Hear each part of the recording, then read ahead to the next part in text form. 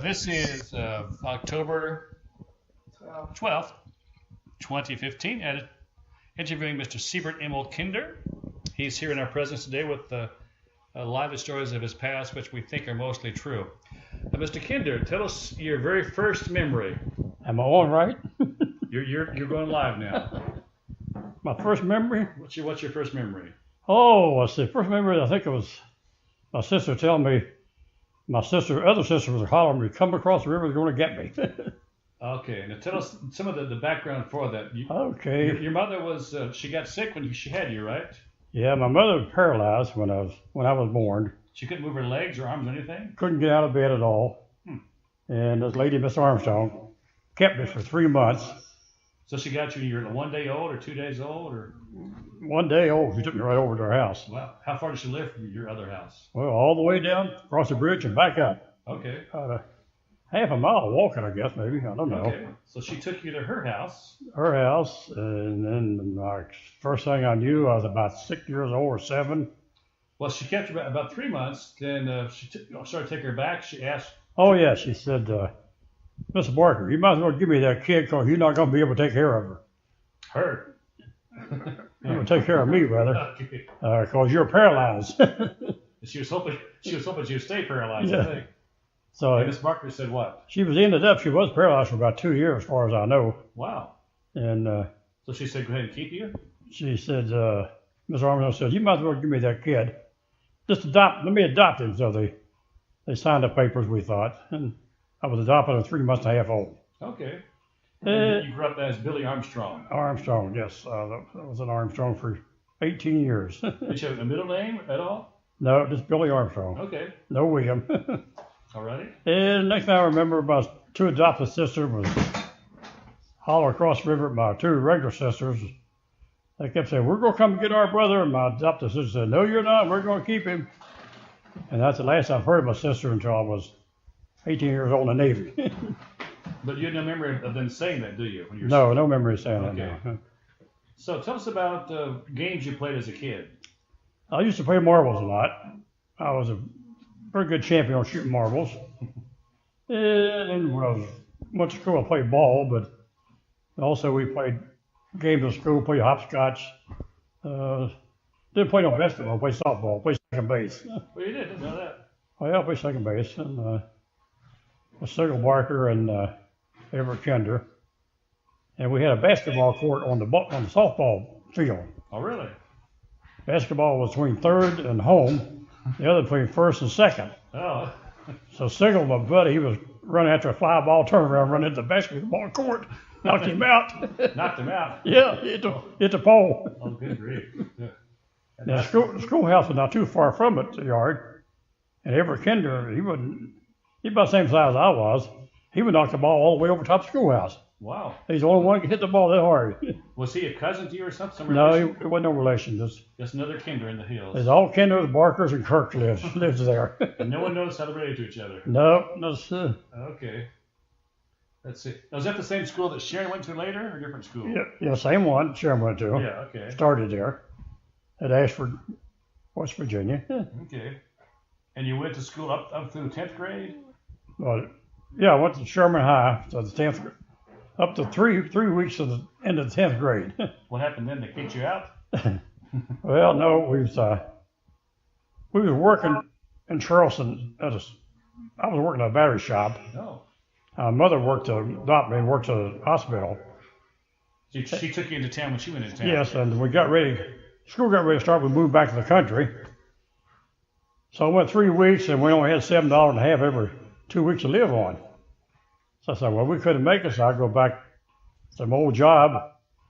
I was getting $13 a week when I quit. And the boss said when he come back, I said, can I get my old job back? Yeah, but I can't pay you what I did before. I said, well, so what? I got to work. He said, I'll have to pay you $18 a week now. I said, well, I should have quit before. Almost double your salary. He said, well, you're the best fellow I ever working here. You were like 15 years old at that time, or 13? I was 14, about 15, I guess. Yeah, 15 in 10th grade. Because after I worked a while, he said, I want you to get your driver's license in case I need you to drive me somewhere or deliver a battery. Oh. And I said, well, I don't know. I'm just 15. He said, I'll take you down there. You just keep quiet. I'll tell them everything. Oh, good grief. So I got my driver's license when I was 15. And your sisters, did they leave home early or something? The older sisters, the Ruby and Virginia? Yeah, they got, Vinny got married first. Lives in Charleston, then she moved to St. Louis. Yeah. And then Ruby got married after that. You said Vinny was gone a couple of years and she came back and her voice sounded different, didn't it? No, the 1 year she came back, I didn't know who she was. I could see her face, but her voice was different. That's interesting. Her voice changed like that.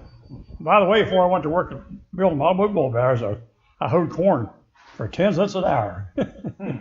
10 hours a day, and they fed you your dinner. Who's these people that hired you? Johnny Epshire. Okay. Oh, you had your own cow in the backyard, didn't you, growing up? Well, we didn't want in the backyard, but we had Johnny Epshire were maybe a quarter mile from my house, had a big pasture we kept a cow in. Well, the cow belonged to your family then. Yeah, I'd have to go all the way eating and go up there and get her and bring her in and milk her and take her back the next morning and put her in the pasture so she could eat. So you brought her down to your house, yeah, milk her and get your milk. Huh. Get the milk, then we raised pigs, raised chickens. But they were all owned by the Armstrong family. Yes, yes. So you had one cow, how many pigs? A bunch of pigs? 2 pigs. You said those pigs liked you, didn't they? Oh, yeah, they loved to come out and scratch your belly. And we used to feed them coal. Fed them coal? Coal you feed that you burn in your coal stove for heat. And the pigs ate the coal? They eat the coal, chomp, it kept their teeth nice and clean. Well, wasn't much protein in coal, though. That was the only thing you kept clean. The rest of them was dirty. Yeah.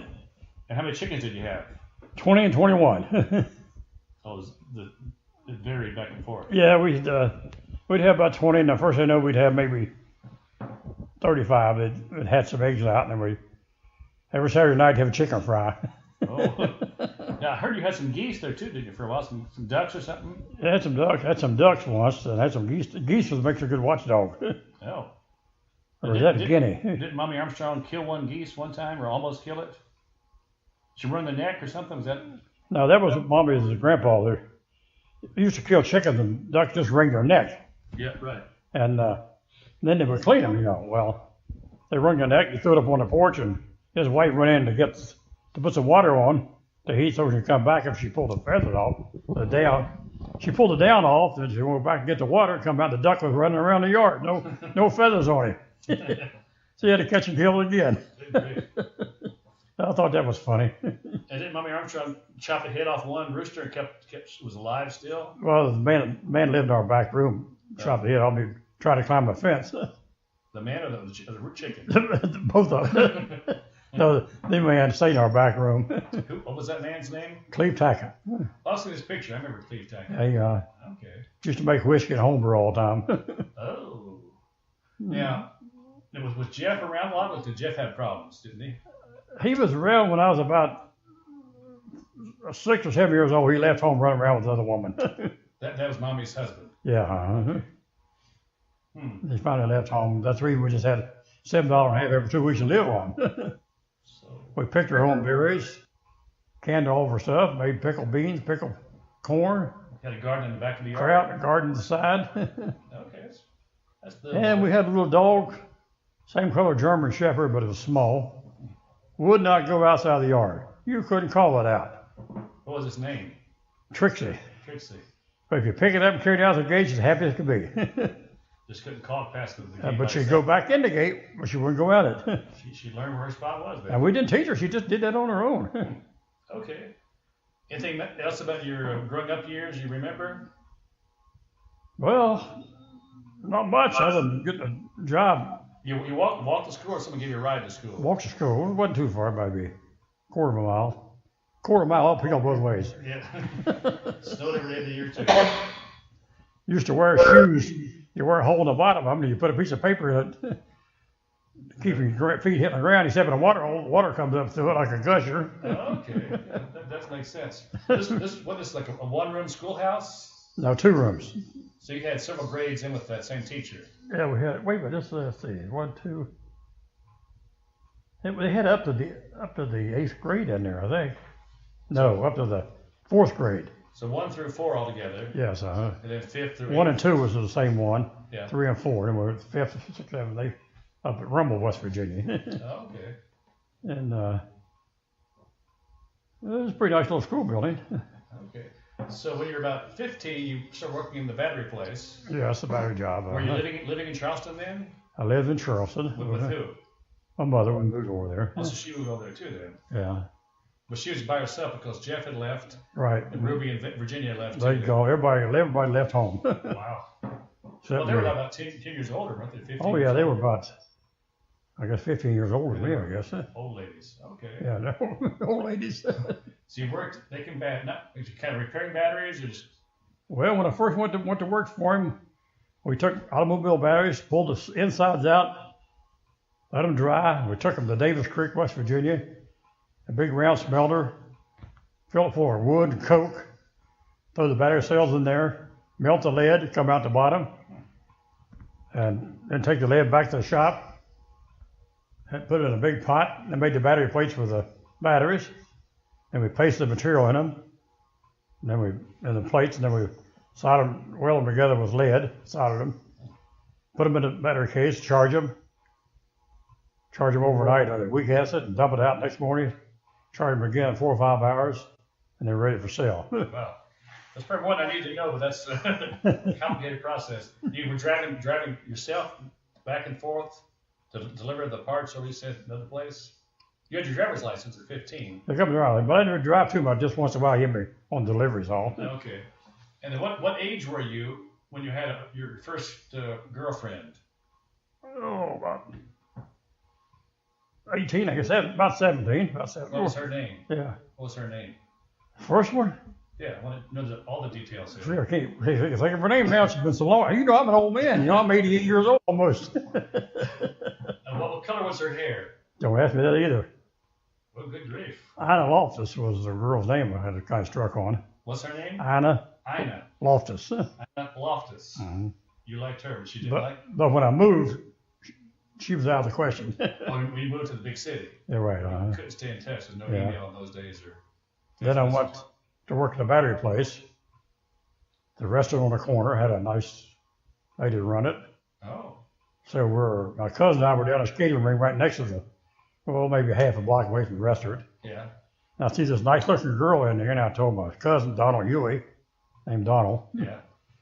See that girl there? I'm going to marry that girl one of these days. He said, you don't even know that girl. I said, but I will.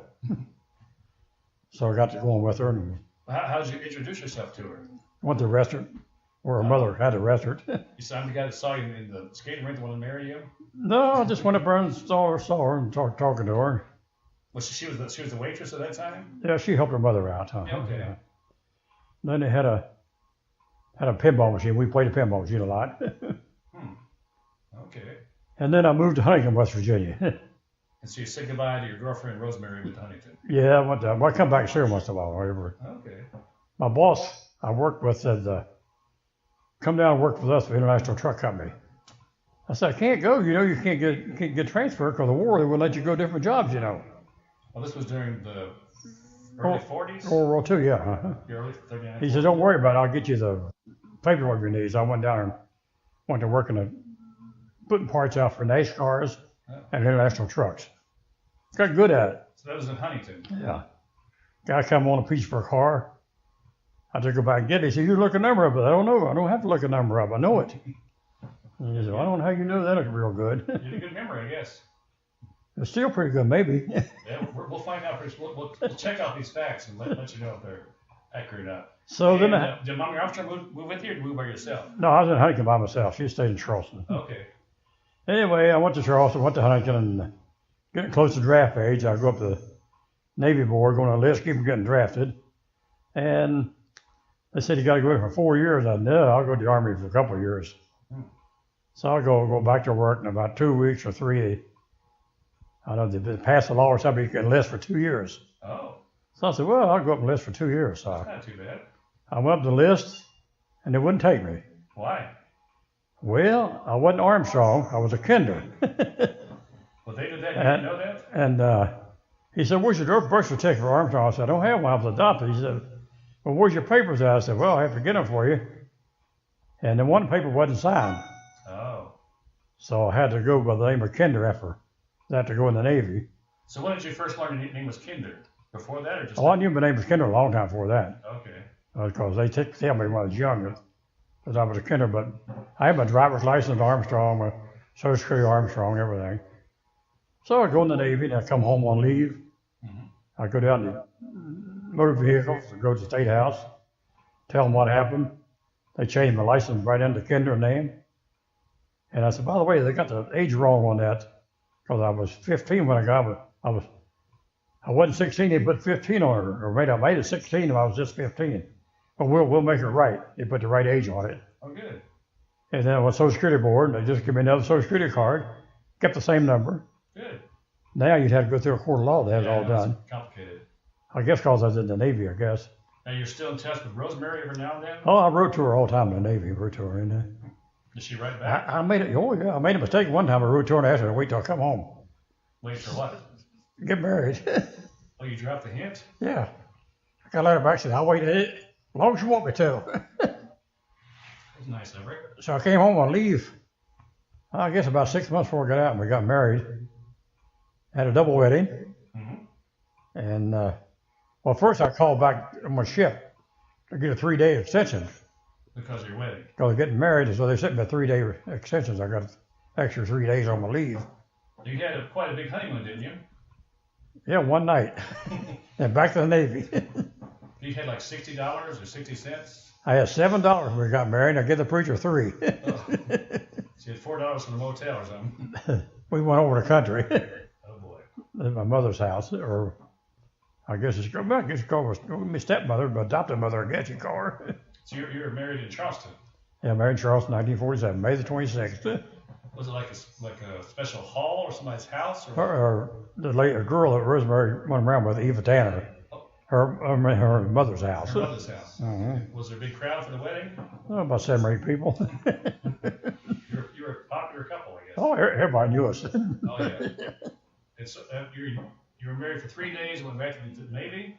Yes, went back to the Navy. After 3 days? Yes, Okay. And then I come, let's see, was it May? That was May, June, July, August, September. And the 1st of September, they passed a law in the Navy. If you had 3 months left to do, you could get out. Oh. So I decided, well, that's a good chance for me to go home. I went and told the captain, I'm eligible to get out. But he said, oh, you want me to stay another 2 weeks? I said, oh. He said, they'll keep you on the base for another 2 weeks.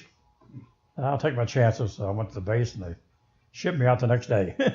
Oh, on a boat. Yeah. Had a Japanese rifle brought home. Captain. That's when you finished your service, right? Yeah. Captain had a closet full of all kinds of guns. And he says, you boys are storekeepers. Take your pick, what you want, home with you. So I come off the ship with it, and the guy says, where are you going with that gun? I said, I'm going home. You can't go off the ship with this gun. I said, well, I'll go see the captain. He said, goodbye. It was a Japanese rifle. Japanese 20 something, I think it was. 20 odd. Anyway, it was a Japanese rifle. You kept that for a long time. You finally gave it away, didn't you? I kept it, gave it to my uncle, and he kept it a long time. Next thing I know, he gave it away. Oh, okay. If I know that, I kept it myself. Okay. Let's see what else It was a nice gun. It was Japanese. It wasn't fancy or nothing, but.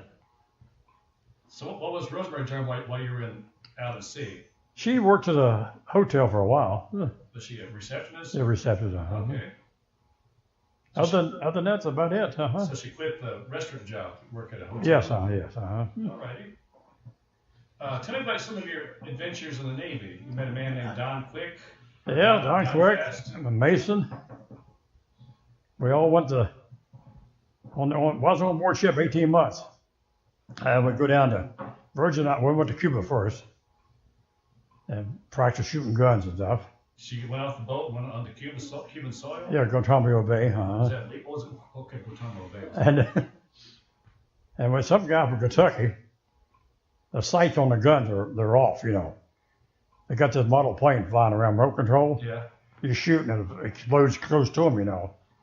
Well, he found out they wasn't shooting right, so he got it right and shot the thing down. Oh. He almost got court-martialed out of it. I'm supposed to shoot down the plane, just practice. So you just practice. He said, well, I thought you wanted me to shoot it down. Sounds good to me. Now you were... Then we went to the Virgin Islands. What happened there? Well, whiskey was 10 cents a pint. And what happened then? You see guys going off the ship, half an hour, they're coming back drunk as can be. They got to drink a place dry. So we storekeeper, we took a $3.50 collection to buy some bananas. So we sent a guy out to get bananas. He come back, 2 guys carrying the bananas with him. Oh. Each one had a great big stock of bananas. Wow. And one guy had a handful. We said, what are we going to do with all them bananas? You never pass them around. One guy said, let them sour, we'll make whiskey out of them.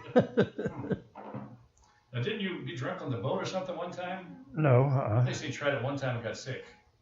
Was that on the boat? No. I don't remember where that was at. I think it was on leave something. Had a bottle of beer or something over there. Anyway, let's see, we went to Virgin Islands, went to Panama, came back and stopped in New London, Connecticut, loaded up supplies. This was in October. From Panama to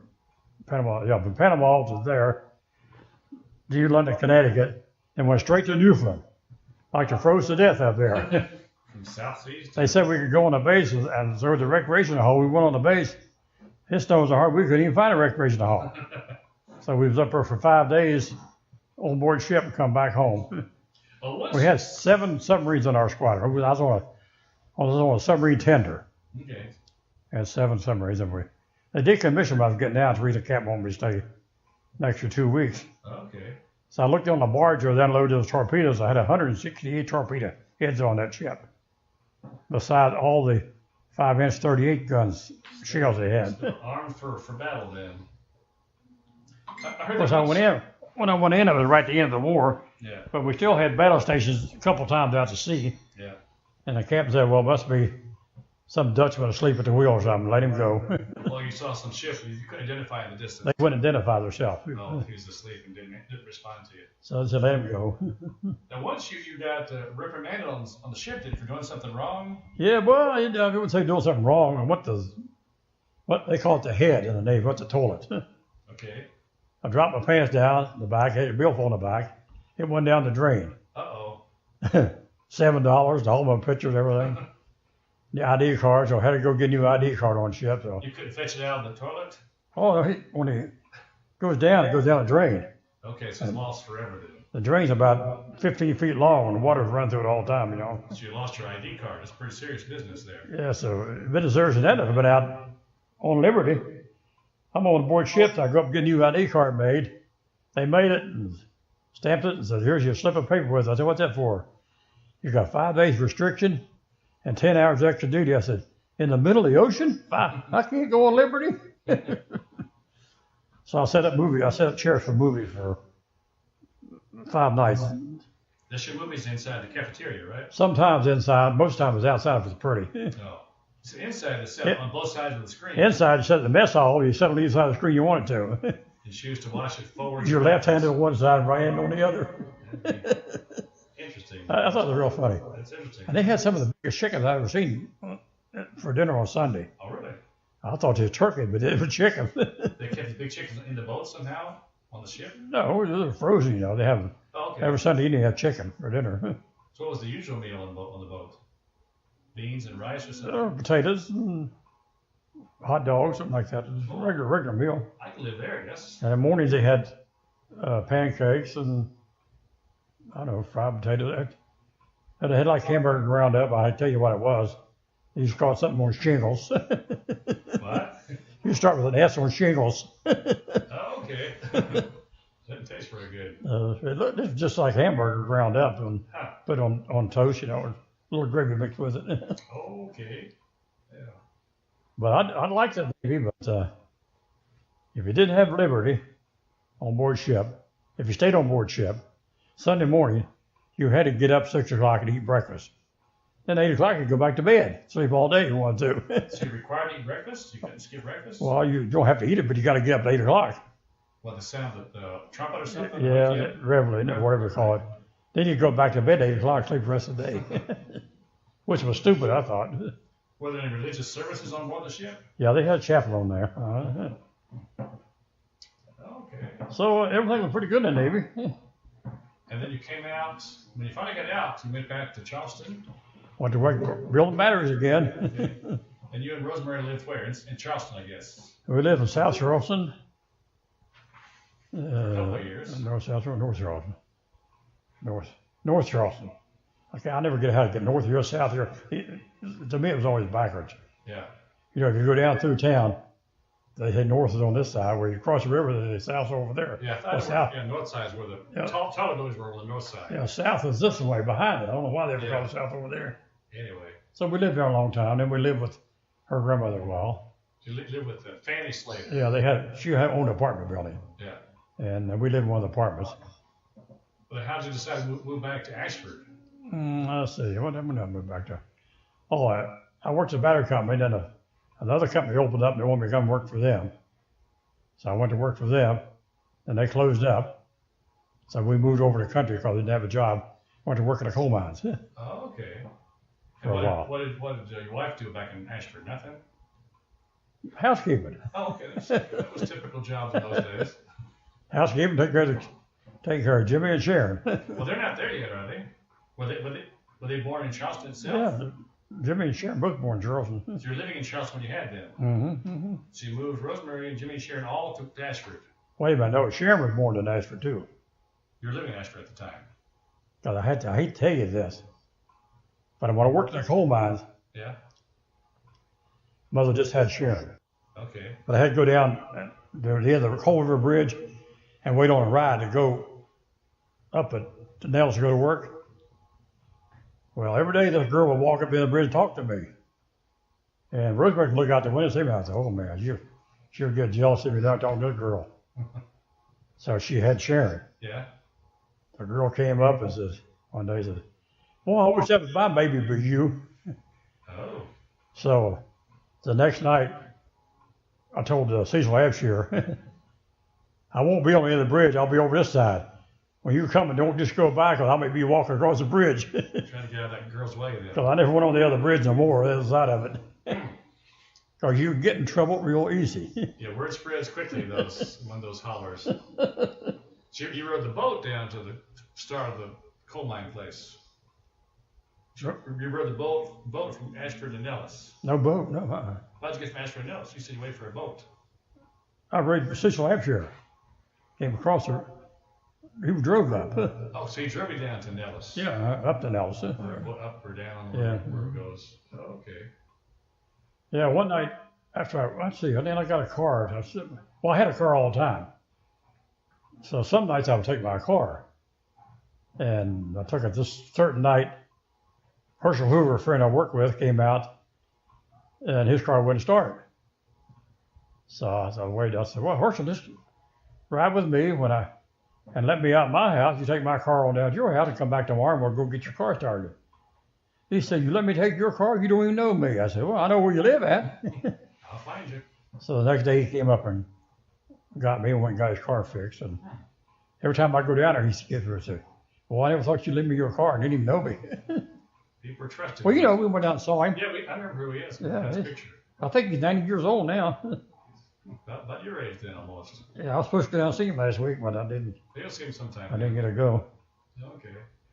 And so now you're in Ashford, working in the coal mines just for 6 months or so? No, I worked till they closed it down. How long was that then?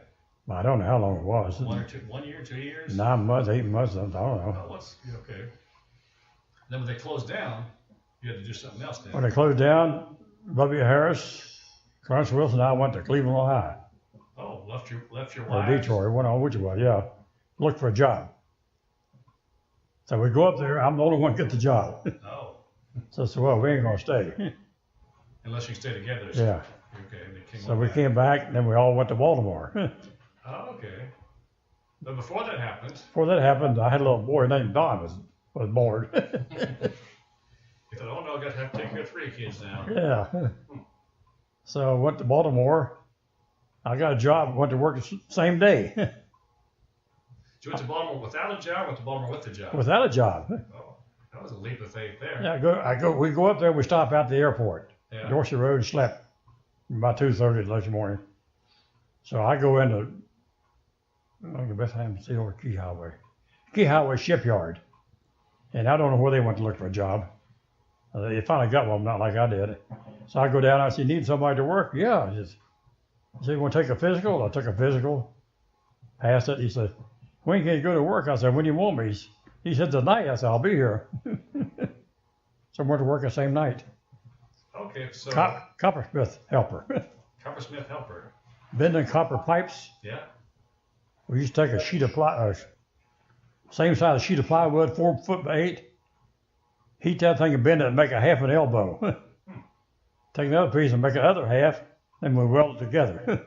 They put that on the ship somewhere. Put it on the ship somewhere, yeah. So at this point, you got a job, but no job for Clarence or Well, they got one in 2 or 3 days, but and then Harrison, he went back home. He's well, Clarence did too. Did he went back to West Virginia? Well, after he was there a little while before he went back. Oh, that's where he went back. Yeah. But the thing about it, all three together, they turned about cooking. If anybody complained, they had to do the cooking. Oh. So we go back home one day, and Bubby Harris, he cooked beans that day. We went in. Lady downstairs says, "Well, your man upstairs said he cooking beans today. He went to sleep and burned them up. She said, I don't know how bad." So we go in. He gets them out, and we were eating them. And he said, "How's everything?" Well, so it tastes pretty good to me. How about you, Clarence? You like them? Well, yeah, they seem like they're scorched. That's the way we like them at home. just being nice to become the cook then. Oh boy. And Bubby Harris had a nervous thing all the time. One time. Really? Up there. Was he married to Tiny at the time? Yeah. The morning we got up to go into town to get a job, he wakes us up outside the car, stomping up and down, jumping up and down. Snake, snake, snake, snake. So we jumped out of the car and shook him. "Where's the snake?" "Oh, I was asleep, I guess." Oh. And one night, Tiny said there was a hotel or motel, so all night. He got up one night and said he broke the window out, couldn't breathe. He broke the mirror on the dresser. He thought it was a window. Oh, whoa. Had to pay for that. He was a dangerous fellow there. But he was always nervous all the time. Huh. Okay. And then I guess I can tell you just a few years ago, it took me about 68 years to graduate high school. Well, let's not get that far ahead yet. And so you're working up at the shipyard. Yes. So Rosemary and the kids are back in Ashford. Right. Mm-hmm. When do you send for them? Well, after I was there 2 or 3 months, I guess. I went home almost every other weekend.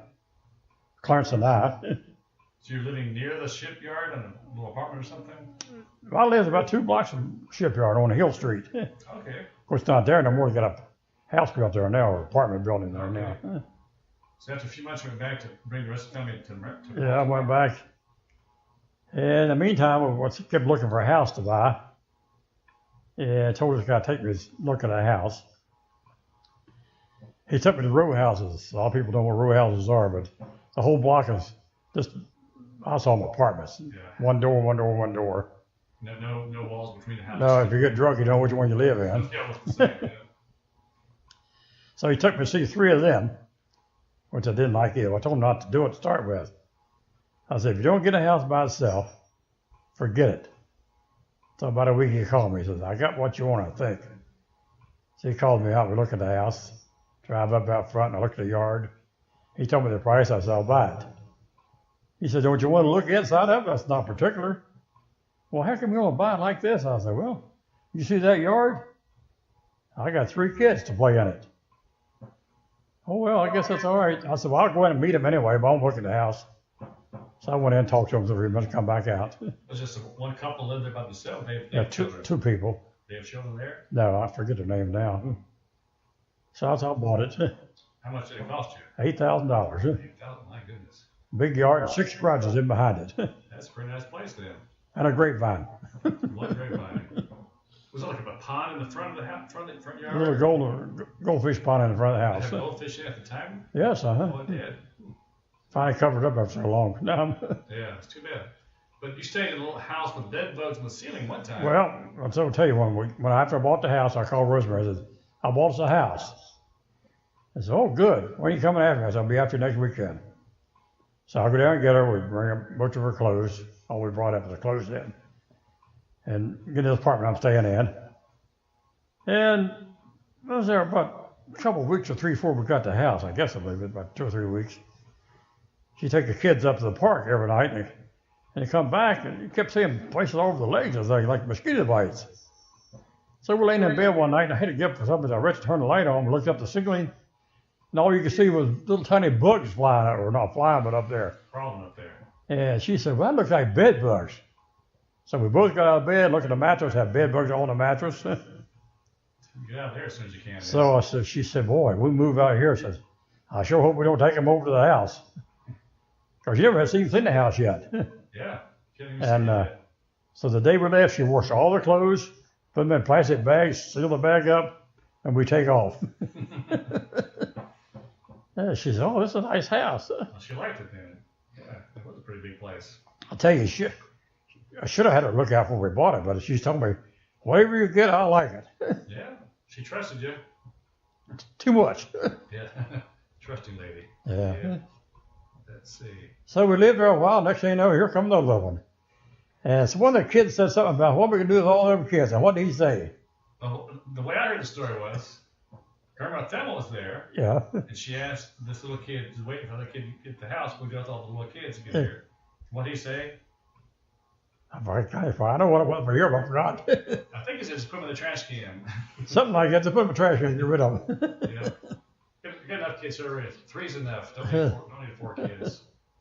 But then came Dana. Yeah. So nice big yard, children play in. That was nice. Yeah, I enjoyed that backyard. It was a fun place. Had a lot of peach trees in it. Cherry tree. Okay. Only thing about the peach tree, they didn't like the squirrels eating the peaches up. They'd go bite one peach and go bite another peach. Oh, they just go sample each peach and go to the next one in. So I finally got rid of the peach trees. You painted white stuff on the bottom of the tree. What was that for? Whitewash, just to make the yard look pretty. I thought it was to keep the ants out of the tree. Well, they said that, but I don't think it did. So it just kind of makes the yard look better then. Oh, okay. Had a garden in the yard. Raised a garden one time, had corn in the yard. And the tassel, nobody ever seen it before. I hadn't either. The tassel had an ear of corn on it, but no shuck on it. Really? Yeah, ear of corn right on top of the tassel. Huh. Maybe a squirrel that plucked it off. I don't know how it got up there, but it grew up there. It was I planted an apple tree in the yard. Had apples on for a while. It came with the cherry tree already there, wasn't it? Yeah, it was a wild, or it was not the ones there now. Oh, another cherry tree. It was in around the middle of the yard. It was kind of red. It got red right away. Okay. They were good, but they're sour like. So that when you chopped that one down after a while? Yeah, and the other one came up. So it went by itself? Yeah, it came up by itself. So just let it grow. The birds will drop little seeds here and there. It was they called Bingham cherries. Bingham cherries. They get red and they get kind of black looking. They're really good when they're ripe. Okay. Used to climb and get the cherries and tell them to make cherry pies. I made a what do you call it? Thing to get the seeds out of cherries with. A seed picker or seed Yeah, plucker? anyway, you know what I made it out of? What? Took a pen you write with, fountain pen, Yeah. took it apart, and shoved it down through the cherry. The seed would come up through the pen. You keep punching, the seed keep coming out. Oh, really? Huh. I thought it was a neat tool. That's rather unique. Yeah. And so you came, you worked, was it Mid-America Batteries you worked for? For Mr. No, Ray? it was Best Battery. No, that was the second place. Best Battery was first place. That was the first place? Oh no, Chase Battery was first place. Chase, was that on North Avenue? No, it was on right off of Benson Avenue. Okay. So I was working in a shipyard. Oh, that's right, shipyard. I worked Key Highway. I got laid off, Okay. so I go over to the battery shop. He hired me, and I said, "Look, if you're coming back to work, I'll work until 3 o'clock, and I'll go back to shipyard." He said, "Oh, that'd be all right. I need battery men." He says, "Knows anything about batteries?" Yeah. And so I was there about a week, and they called me back to shipyard. So I go back. I said, "Well, I'm ready to go back to work. When I go back to work, well, we'll put you on a day shift." I said, "Oh, I can't work day shift. Why not?" I said, "I'm working day job another place else." So that's all we got. If you want to wait later, we may call you back later. I said, "Just don't call me back at all." Oh, so you stay with the day job then? I stayed with the day job. That was Chase Batteries. Yeah, Chase Battery. How long did you work for them? Oh, a year or two, I guess. And what happened to that job? Well, we rebuilt batteries. We saved all the battery cases, and Mid-Maryland Battery got all the battery cases. And they rebuilt batteries for Chase. Oh, okay. So one day the boss from Mid-Maryland came over, and looked at me over. I guess he said he needed a guy to work batteries. So he stole you from Chase to Mid. Yeah, he says they have a kind of work for me, so I'll give you part of my company.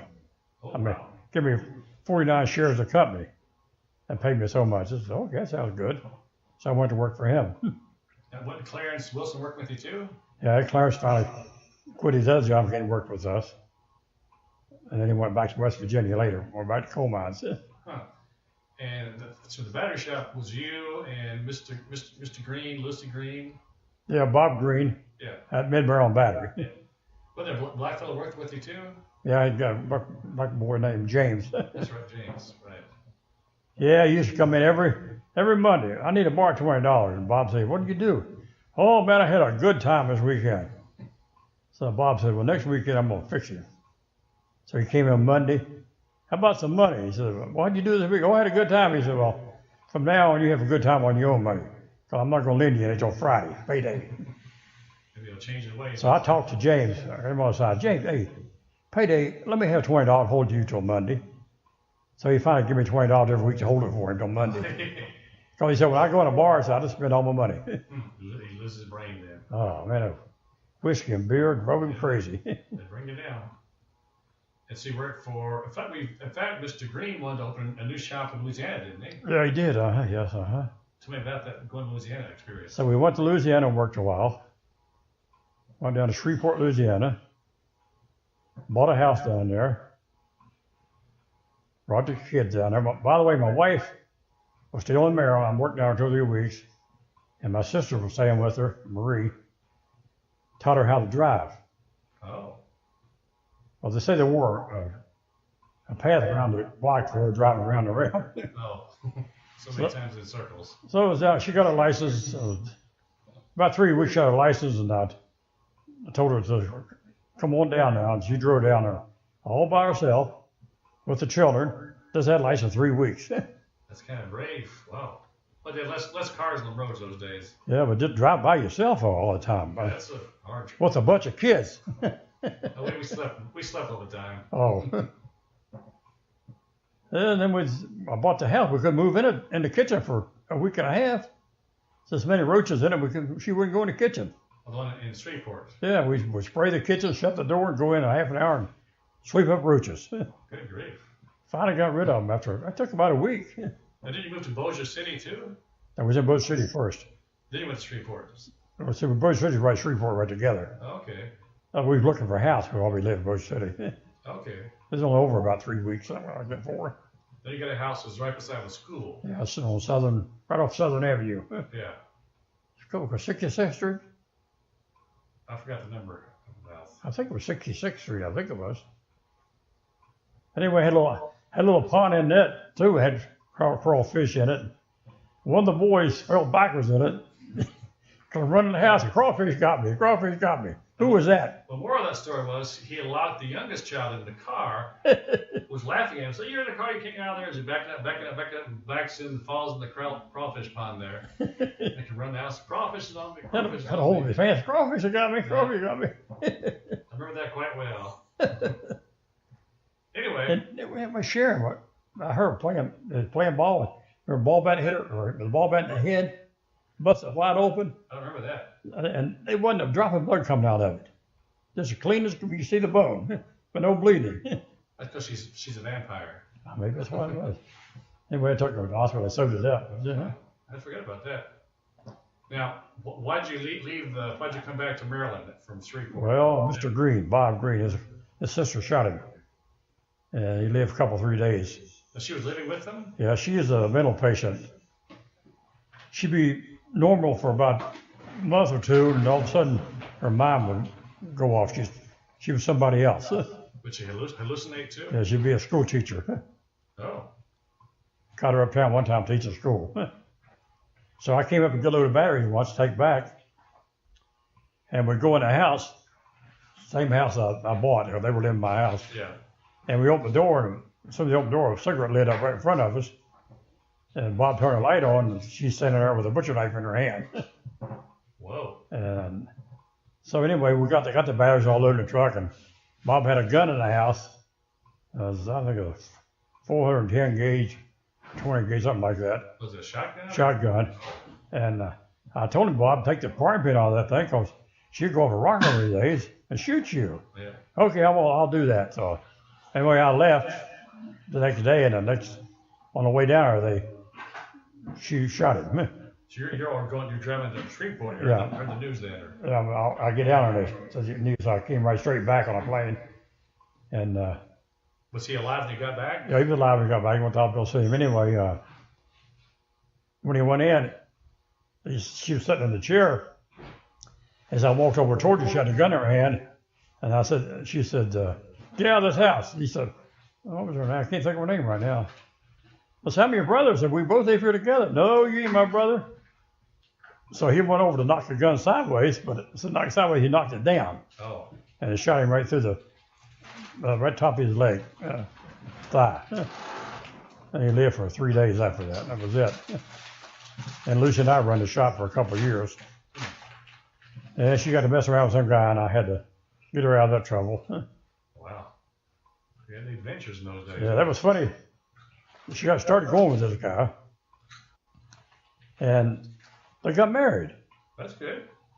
Well, it wasn't good. It was good to say they got married, but they've been gone 2 days or 3 days, and I get a phone call, and she says, "Have you seen so-and-so? What's his name now?" I can't think of him right this second. Anyway, I said, "No, him and Lucy got married, went to California on a honeymoon. Got married, he got a divorce from me. We still live together." Oh, the wife was trying to find him. Yeah, his wife trying to find him. Interesting. He was a bigamist. Yeah, so I called Lucy. She hadn't got to California yet. Anyway, I went to see the lawyer. He checked. Yeah, sure enough, he's still married to her. So Lucy didn't know the guy was married. No, so I called Lucy, and she called me as soon as she got there. I left a message, and I said, "I got some bad news. I don't know whether you want to hear it or not. I done talked to Eisenberg, your lawyer," and he said, "What is it?" I said, Where's Bob?" I said, "He's down in the front room." I said, "Well, he has a wife. She just called here and wanted to know where he was at." She said, "What?" "It can't be." I said. So she called him up to the phone. Oh. He got on the phone too. And he got off right away. I told him what happened. I said, "Your wife called," and I called the lawyer and said so-and-so. So she kept on talking to me, and when she hung up, he disappeared. He'd gone. Yeah, he's been caught. Yeah. So he came back to Maryland. So they caught him and put him in jail. And Lucy's lawyer didn't find out when the trial was. His wife didn't show up. He got off scot-free. But in the meantime, on the way out to California, she stopped in North Carolina and picked up her mother. Yeah. To go out and see her sister. I think his sister out there. He said, "Oh, don't take your mother." I said, "We got to go by ourselves." "No, we took my mother." And she told me he slept with 2 guns underneath his pillow every night. He was a little bit... He was going to kill her. Thought she had some money. Kill Lucy? Yeah, if she went by herself. Oh, so since the mother came along, she... Yeah, his mother, he had to shoot both of them, I guess. Whoa, that's... Yeah, he got, I can't think of that guy's name right now. Was it... You know, when you get old, you forget these things. I think his name was Billy the Kid or something? No. Anyway, I got her out of that jam. And about 6 or 8 months, she started going with another guy. And I told her bookkeeper, the funny thing about it, I called, Best Battery called me up, say a week before that. So you're still working Mid-Maryland Battery. Says, "Hey, Kinder, come on, I want to talk to you about going to work for me." I go over there. I said, "Well, I'm satisfied now. I said, I own so much, I cut my shares of it." He said, "Well, if you ever change your mind, call me." So I went on back, and the next week I called him. But she started going with another guy, and I told her, I says, "I'm going to leave. You can have the company." You're too much trouble to take care of. And the bookkeeper said, "No, you take over the company." I said, "Look, her and Bob started it. I don't want to take it over." Yeah. He said, "You can legally, because the money, I didn't need it. I left $3,000 in with the company, you know."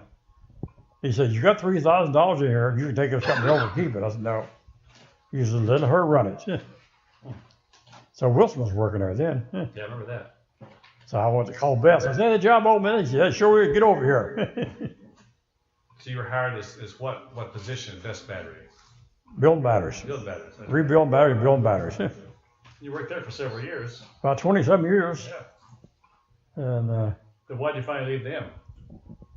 They were too corrupt or something? Oh, yeah. Over the years, I think before I went to work there, anyway, I was working the best. I went down to Maryland Dry Dock and got a job, night shift. You had 2 jobs, then? So I'm working 2 jobs for a long time. These kids will make you work 2 jobs. Yeah, the kids are expensive. Yeah. Sorry about that. I never missed a day, either one of them either. But some nights at shipyard, they say, you got to pull a double duty. So I get home at 6, go to work at best, come back to the other place at 4, go to bed at 11:30 next night. So when did you sleep? Never. Anyway, they found out I could braise. Said, come take a test. We need a brazier. Why you tell us you could braise? I said, well, I'm satisfied with this. Is brazing like welding or something? Yeah, like welding. It's almost the same. But, so I went down and took the test. They do braze overhead, a pipe. Give you a 1-inch pipe, or 3-quarter was with it. Put a fitting on you, brace it, melt the stuff inside of it. If it was good, they cut it apart. So I did it. They cut it apart. He said, oh, you're the guy we're looking for. Oh. So they give me a good raise. So the first night I went on board ship. I don't believe this myself. They give me 2 fittings and a piece of pipe, copper about that long. Tell me where to go. So I go get my tools, the torch, because they already auctioned on the ship. Hooked it up, did it. 30, 45 minutes, I was done. So I go see the White House, the boss. I said, the job's all finished. What's next? And he said, the next one, that's your job for 8 hours. I said, you're kidding me. So what'd you do for the rest of the 6 hours? He said, just walk around like you're busy. Oh, boy. Every night, same thing. Did one little job, that was it. It's kind of boring, then. It's no wonder people close up. When I worked in the pipe division over there, they sent us over to put some pipe, like a 2-inch pipe with flanges. Yeah.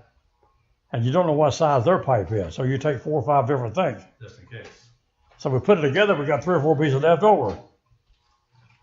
I was thinking about, oh no, just throw them over the side. They throw them over the side. That's kind of wasteful. Throw it away. There's no wonder people go out of business. They went out of business so many years. Great.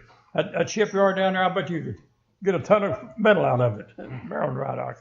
That's a pretty bad business. So anyway, I told Mr. Best, I said, Mr. Best, they keep giving me advances over there. I'm going to either stay there or go be here. Oh, you ain't going to go over there. Oh, okay.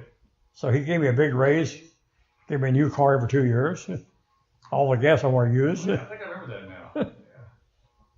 But me, because I bought gas a lot of times, I didn't feel right. But he told me, buy all you want. I said, oh, well. I forgot about that part of it. Yeah. Then he had 2 sons. We had a daughter too. But the 2 sons. Roland and Art. Art. He called me at 2 o'clock in the morning, 2:30, come get him out of the bar. I got to get him out of the bar and take him home. Was he married? Who, Mr. Best? Yeah. The one was in the bar. In the bar drinking. If I could call his wife to pick him up. I don't know. He always called me. Middle night, Rosemary answered the phone. She said, here, Mr. Best on the phone. That's all I know. So it was the younger Bests getting drunk all the time. The old man. Old man got drunk too? He's the one I had to go get all the time. Oh, okay. Huh. One night I went out there at 2:30 in the morning, and he didn't leave the bar till 5 o'clock. So you sat in the car waiting for him? No, I was in the bar with him. I was sitting there before. So when I go in to get him, he said, let's go to the restroom. I took him back to the restroom. Here, take all my money. Keep my money for me. I said, oh, we're going home now, aren't we? No, we're going back in the bar. So, you see them 4 people over there? There's 4 people in the booth over there. The only ones in there. They work for the mafia, and I'm not leaving here till they do. Oh. He says, told the boy, give me another whiskey. And so Kinder said, give him $20. Well, give him $20. And he kept drinking, and he said, I ain't going home till people leave now. So it must have been about 4:30 they left. He said, you wait till they get out the door before we go out. So I go to the door. He said, wait till they pull the car out before you go out. So I take him home. I go home. Rosemary gets up, fixes breakfast. I go to work. He comes in about 3 o'clock. He says, what are you doing here at work? I said, I got to work for a living. Oh. He thought you'd be sleeping at home too, then. Well, I took him out of bars. I don't know how many times. I don't know why he didn't call his boys to get him out of bar. I never heard about that. I guess I was in school or something. Oh, yeah. You don't tell the kids about that kind of stuff. It's wake him up in the morning, go back to work drinking. Didn't he send you to Florida for something a couple of times? Yeah, I went down to Florida helped him open up a shop down there. Was it Orlando? Where was that at? That's in Orlando, yeah. So they finally opened one up. Frank Diesel finally went down and run it. Okay. But, And then you well, no, he first had a place in Tampa. Tampa, Florida. Yeah, I went over that. And then he got one in Orlando for Frank to run. Why did you leave Best Battery to go to P&H Battery? Well, me and Frank Diesel, we run that place. Yeah. I took care of the batteries, and Frank took care of the parts out front. And sometimes I help Frank on the counter. But he said, if anything ever happens to me, you two fellas will be really taken care of. Mr. Best said. Yeah. So when he died, nobody could find his wheel. The two boys got his wheel and tore it up. Oh. So we didn't get anything. So I went to work there for a while. And Buddy and Lanny, I guess I didn't know anything about it. They were talking to themselves. So they went and started opening up their own self one.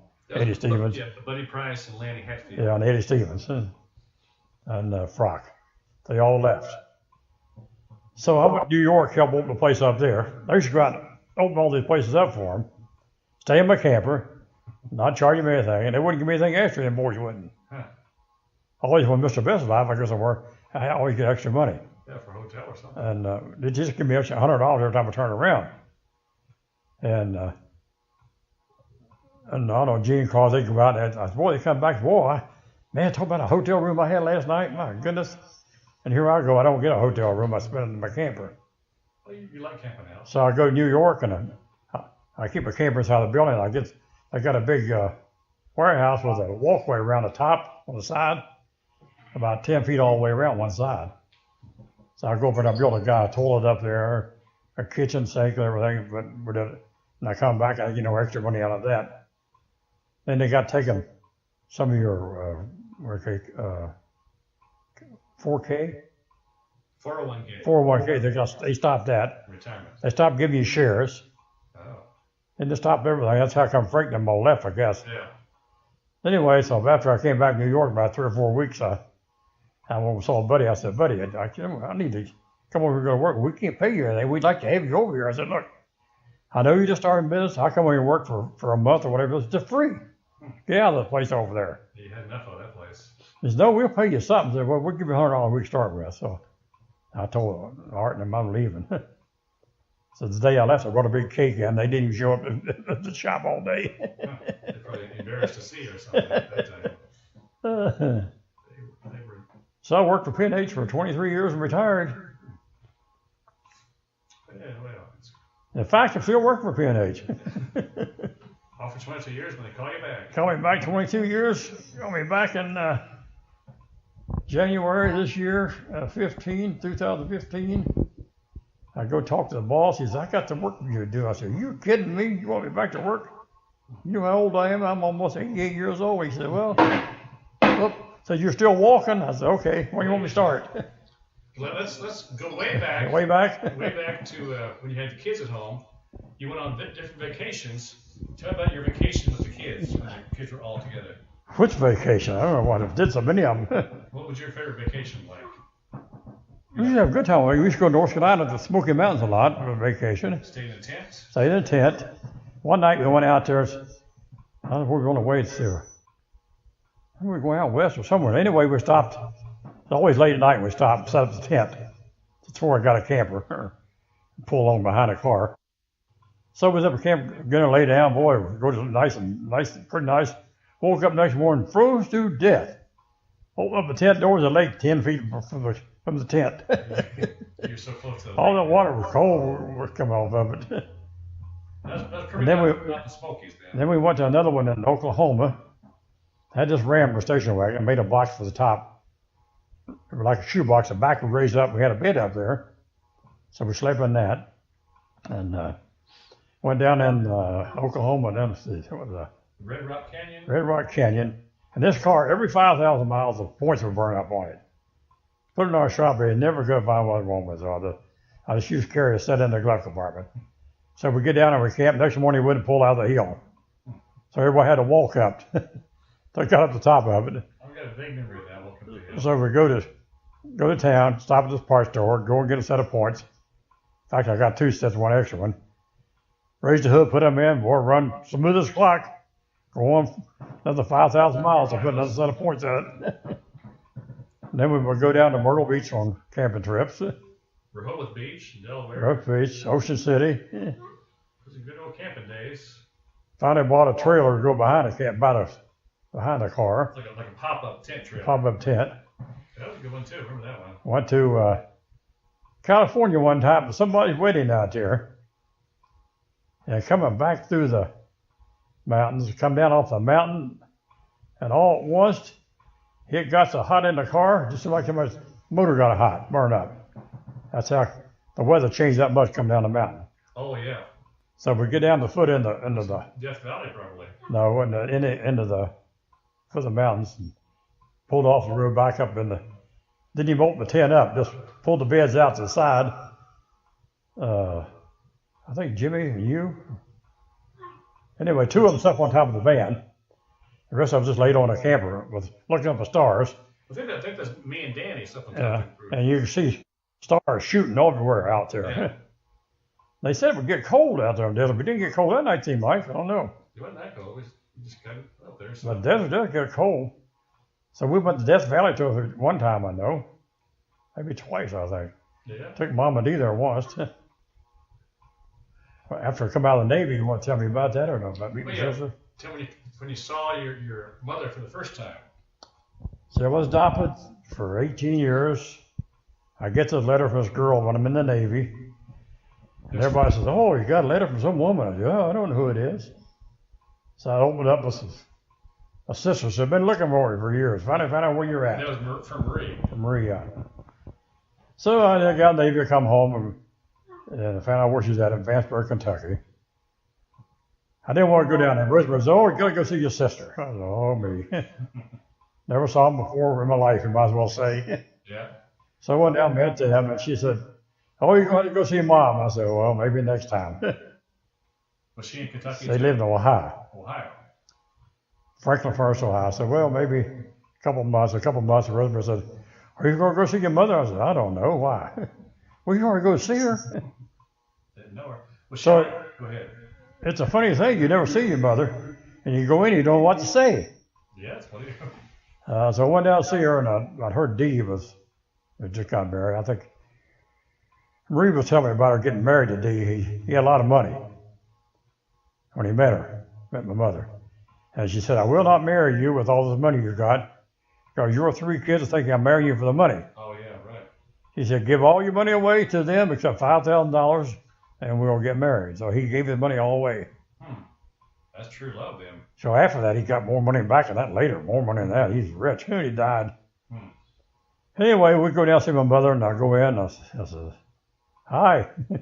I guess I'll say hi, Mom. And what'd she say to you? She says, oh, something about, glad to see you, son, something like that. What do you say? And what do you say when you haven't seen your mother all your life, you know? Yeah. And then Dee came in. I thought, well, he ain't gonna like me at all, but he kind of fell in love with me. He liked me better than his son, I think. So we used to go on vacation, take him on vacation with us. Oh, but let's say back up just a bit though, because you met Marie for the first time in Kentucky. Oh yeah, then had to go meet Esther too. But didn't you bring Marie back to live in your house though in Ashford? Well, this was later after that, yeah. Okay. And after I went to see my mother, Marie said, well, you got to go see Esther. She lived in Beckley, West Virginia. Okay. So we go up there and see her. Is she glad to see you too? Yeah, she says, yo, hi, Bill, how are you? You know how them West Virginia people talk now. Yeah, they still talk that way. Yeah, so we kept seeing them off and on for years. Now, why did Marie come living with you? And then I lived in the country, and she lived with us twice, I think it was, or 3 times. Her and Jean. And a little girl too. Yes.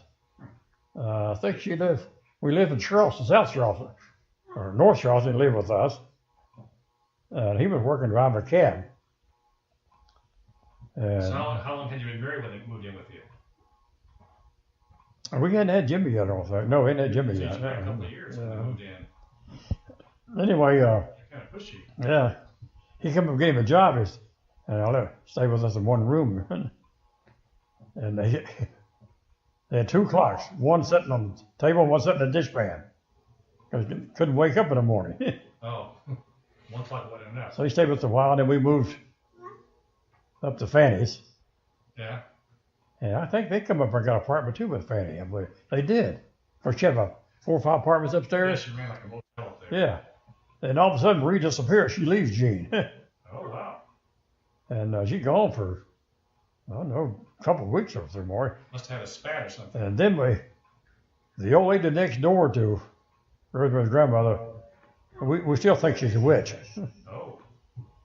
Because Fanny had the apartments, and somebody would get in there and she'd want them out. She'd go tell Lucy. Lucy would hang something on the door, and the next day they were gone. Well, Lucy was the witch lady. Yeah, that's the witch lady. Next day they were gone. And she wanted to talk to Gene one day. Gene. He said, well, I wish I had my wife back. She said, I don't even know where she is. You really want her back? Yeah, I want her back. I'll have her back tomorrow. The next day she come walking in.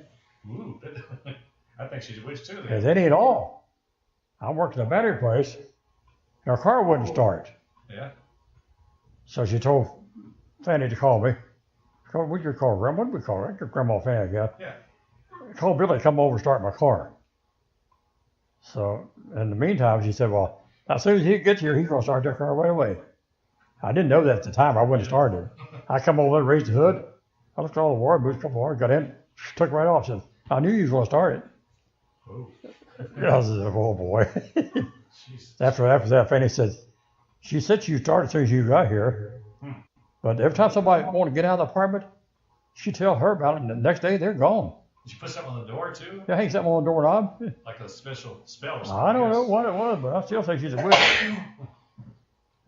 Too many things are coincidence. That sounds like it. Did you move back from Charleston back to Ashford? Yeah. And you live with Mommy Armstrong, or you just asked her to live with you? No, she was living up in Charleston yet at that time. She was still working in Charleston. Okay, then you moved to Ashford by yourself. Yeah. Then when she come to Ashford with you then? Right before I came to up Baltimore. Oh, so she just went there for a few months or a year maybe? Well, a year and a half, I guess. I don't know, quite a while. Because I remember digging a well. I dug a well out back. Yeah. 6 foot in diameter. Me and Rosemary by herself. How deep was the well? 30 feet deep. How'd you get so deep? Where the water was at. I mean, just by yourself, dig some dirt and throw it over your shoulder, and some dirt, shoulder. Well, I did that for a while, But then I put two teeth up, a thing with a pulley on it. Oh, okay. And Rosemary would crank the dirt out and dump it out. Come down again, dump it out. Wow. I got down at the bottom, I started to run a little bit of gravel and then some seashells. And then the water started coming in. Oh.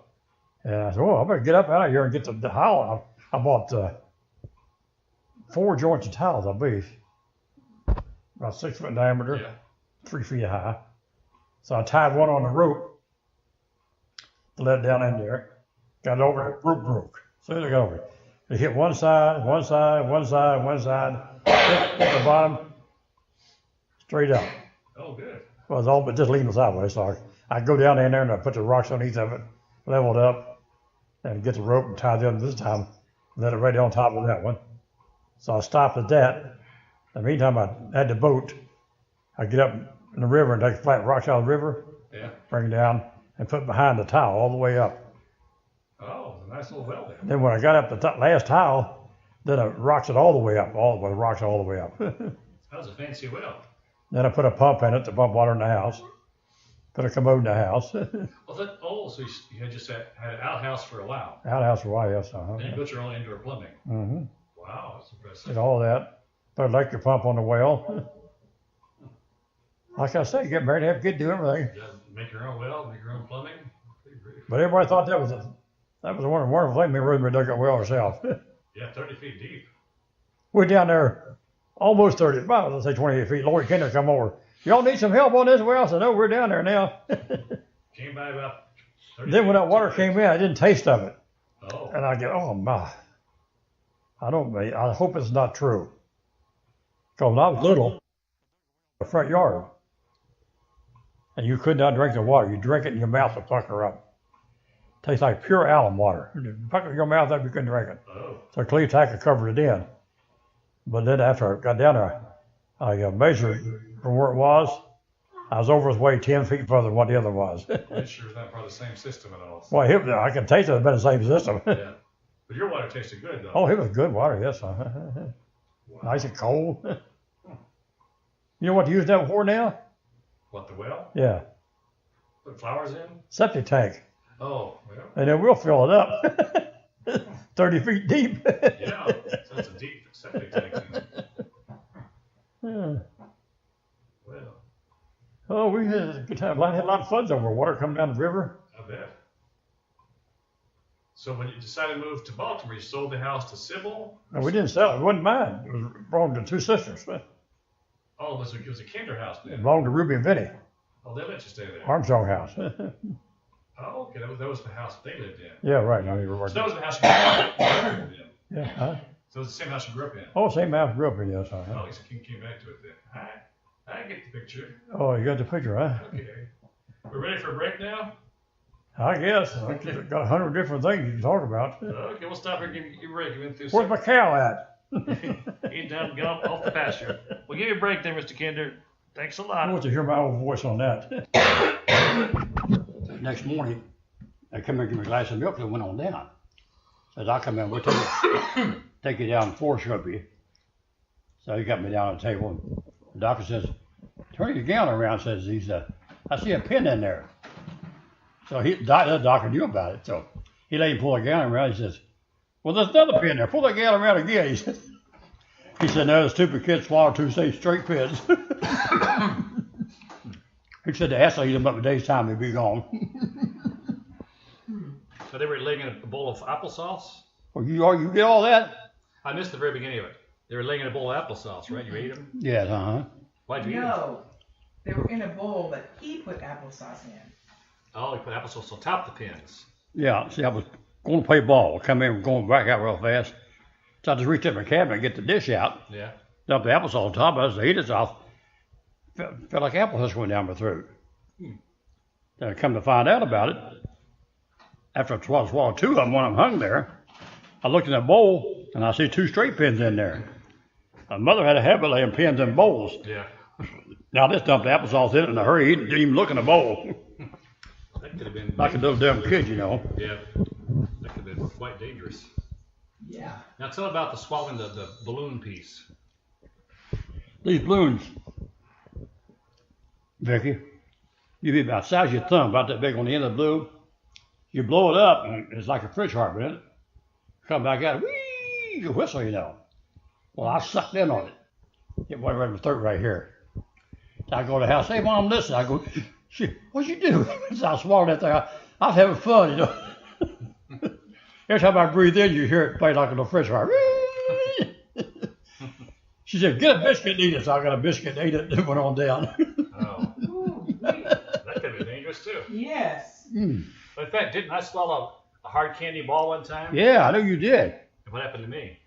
He's in You the died. yeah, he's in the bed in the room. She goes, I laid him down in the back of the bed. So I go to the other room. I said, I hear gagging. I ran in there. His face had turned blue. He must have swallowed that candy. So I stuck my finger so I could feel it.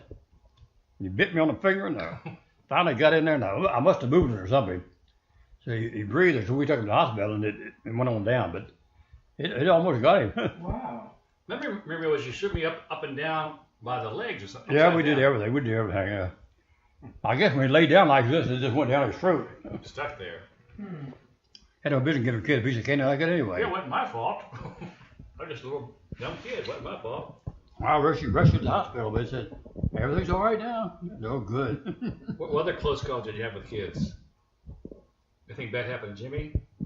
I don't think so. Sharon was hit by the baseball bat one time. Sheriff hit with a baseball bat. Dana was hit by Oh, Dana hit by a car. car. Walked out in front of a car. He was with Jimmy down by Western Auto Store. Yeah, he was out, and Dana still got a knot on his head from it. Well, I failed going back to school. Come ahead up here one time. It was about second grade. Yeah. I had some stitches up there. That's about it. You've had no broken bones in your body? Nope. So far. Mother shut the door on her hand, didn't she, one time? Mother shut the car door on her hand? Oh, yeah.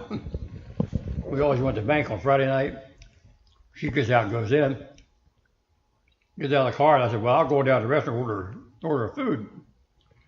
So she gets out, slams the door, and I told her, well, yeah, don't pull off. I said, what's wrong? My finger's in the door.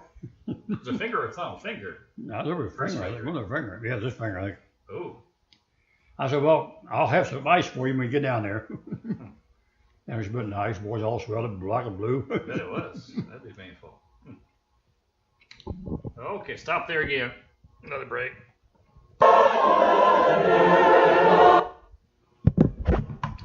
If you would tell us the story of how you got the wedding ring for the wedding. What happened there? Oh, I was on board ship, but I never did play cards. And then my buddy said, oh, come on, Kinder, get in a card game. I said, I don't know how to play. Oh, we'll show you how. So I got in a card game. I ended up winning $72. Wow, was that a lot? It was a lot them days. So I go on Liberty over to New London, Connecticut. First thing popped in my mind, a jewelry store. I went down there and bought a band for my wife, a wedding ring, and an engagement ring. Like it was two rings yeah, together. for $68. You had $4 I had $4 left over. And them people wouldn't ask me to play poker no more with them. I don't know why. You were too good, I guess. I thought I was just beginner's luck. I said I might have lost it next time. Yeah. But they never did ask me no more to play with them. I wouldn't either. Interested in going with us to California in March? Interesting.